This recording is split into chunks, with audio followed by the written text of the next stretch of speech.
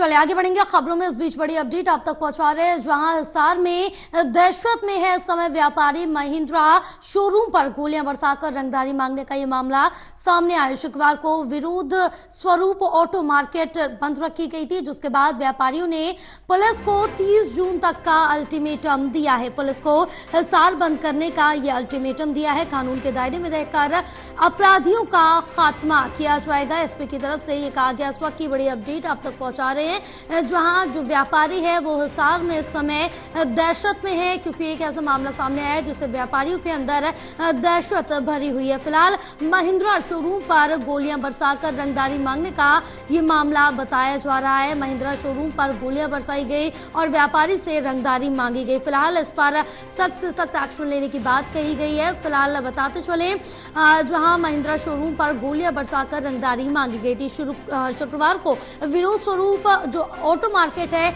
वो बंद रखी गई थी और इसका विरोध दर्ज किया गया था और व्यापारियों ने पुलिस को 30 जून तक का अल्टीमेटम दिया है, यानी कि 30 जून तक जो सुरक्षा है वो बढ़ाई जाए, कार्रवाई की जाए। तो तमाम चीजों की बात कही है व्यापारियों ने। इस पर और ज्यादा जानकारी लेंगे। हमारे साथ associate editor doctor Mahesh Kumar जुड़े हुए हैं।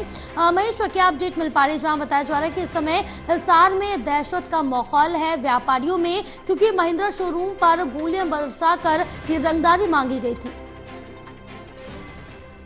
का नहीं है, अगर सिर्फ ऑटो मार्केट की बात की जाए तो महिंद्रा शोरूम से 5 करोड़ की फिरौती मांगी गई थी। इसके अलावा ऑटो मार्केट से ही 2 अन्य व्यापारियों से भी फिरौती रंगदारी की मांग यहाँ पर की गई थी और कुल 9 करोड़ रुपए की जो फिरौती की रंगदारी की जो मांग है वो सिर्फ और सिर्फ ऑटो मार्केट से की गई है। इसके अलावा भी काफी सारे ऐसे व्यापारी हैं जो डर के कारण या तो सामने नहीं आ रहे, लेकिन ये माना जा रहा है कि बड़ी तादाद में जो व्यापारी हैं उनसे रंगदारी की मांग यहाँ पर की गई है और दहशत फैलाने के मकसद से महिंद्रा के शोरूम पर 40 से ज्यादा गोलियां दागी गई थी। इसी वजह से जिले के पुलिस कप्तान को भी यहाँ से तब्दील कर दिया गया। नए जिला कप्तान जो है वो पुलिस स्टाफ की कमान जो है वो संभाल चुके हैं। दीपक सहारण को ये जिम्मेदारी दी गई है, जो करनाल से शिफ्ट होकर हिसार पहुंचे हैं और साफ दीपक सहारण ने अपने पुलिस कर्मचारियों को ये बात कही है कि हिसार में अपराधियों के लिए कोई जगह नहीं होनी चाहिए, कानून के दायरे में रहकर करेंगे खात्मा।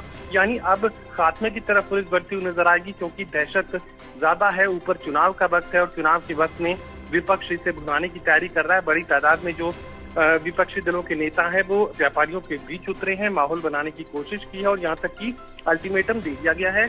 30 जून की तारीख दी गई है। 30 जून की तारीख तक अगर तमाम बदमाशों को पुलिस ने गिरफ्तार नहीं किया तो 30 जून के बाद हिसार बंद का ऐलान व्यापारियों की तरफ से किया जा सकता है। तो यकीनन अभी तक पुलिस के हाथ खाली हैं।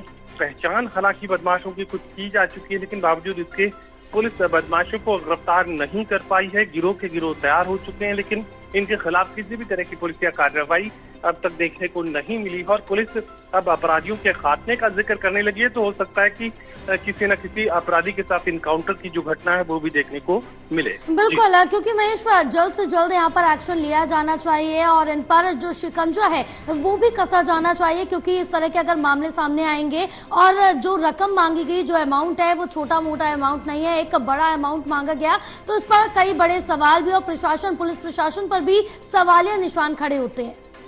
देखिए, अपराध तो अपराध है, चाहे छोटी रकम मांगी गई हो चाहे करोड़ों की रकम मांगी गई हो, लेकिन यहाँ 9 करोड़ से ज्यादा की रंगदारी की मांग सिर्फ और सिर्फ 3 व्यापारियों से की गई है। इसके अलावा करीब करीब 18-20 और अन्य व्यापारी हैं जिनसे रंगदारी की मांग यहाँ पर की जा रही है। और बदमाश जो है इतने बेखौफ है कि महिंद्रा का जो शोरूम है महज 100 मीटर की दूरी पर है हिसार के पुलिस थाने से, लेकिन 100 मीटर की दूरी पर ही आराम से खड़े होकर 3 जो बदमाश है मोटरसाइकिल पर सवार होकर आते हैं और एक के बाद एक 40 गोलियां वहां दागने का काम करते हैं। और खास बात ये भी कि महिंद्रा शोरूम के मालिक के अपने सुरक्षाकर्मी है, वो अंदर खड़े रहते हैं और वीडियो बनाने का वो काम करते हैं। किसी भी तरह की जवाबी कार्रवाई जो पर्सनल स्टाफ था उनकी तरफ से भी नहीं की गई और पुलिस जो 100 मीटर की दूरी पर जहां थाना था वहां पर भी किसी तरह की कार्रवाई जैसा कुछ भी देखने को नहीं मिला।